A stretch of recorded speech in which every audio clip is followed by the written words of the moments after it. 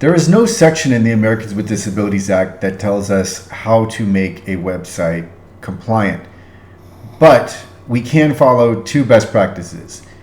The one best practice is to ensure that your website provides meaningful access, and a way to do this is conformance with the Web Content Accessibility Guidelines, or WCAG. And then you also want to have an accessibility statement published conspicuously on your website. So typically this means that there's a link with the anchor text accessibility statement, and within that accessibility statement you state a commitment to accessibility, but you also provide at least one means of contact for support or to provide feedback. So let's talk about meaningful access. That's the standard for Title III of the ADA. It's not necessarily perfect accessibility, but it's such that if someone with a disability were to use your website, any user is going to be able to effectively use that website. And so, yes, there may be some slight issues, but on the whole, the website is usable. And now, that's not the official legal definition, but I'm trying to give this to you in plain terms because this is an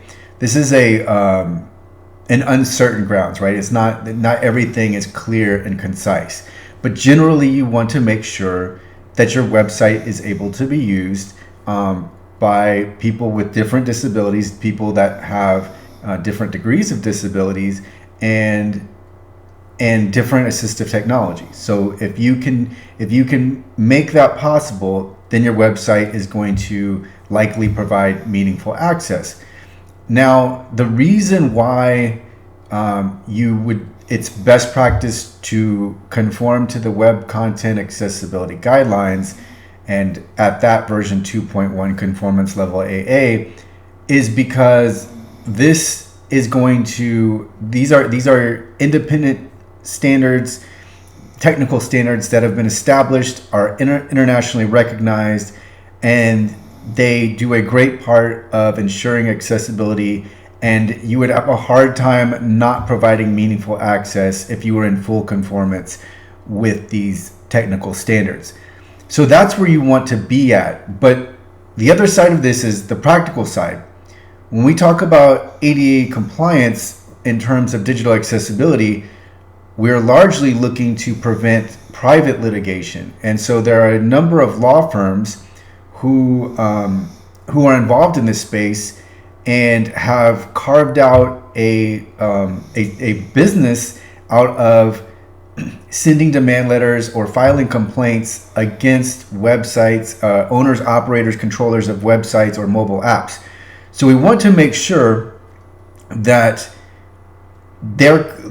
we can make that our websites are free of any issues that are commonly found in those complaints or cited in demand letters. So that's really what most people that are watching this video are after, is making sure that litigation is prevented. And so that's the practical reality. Obviously the utopian part of this is that people want to ensure that their digital assets and their digital experience is accessible because it's what they should be doing. But of course, you want to prevent litigation alongside of that.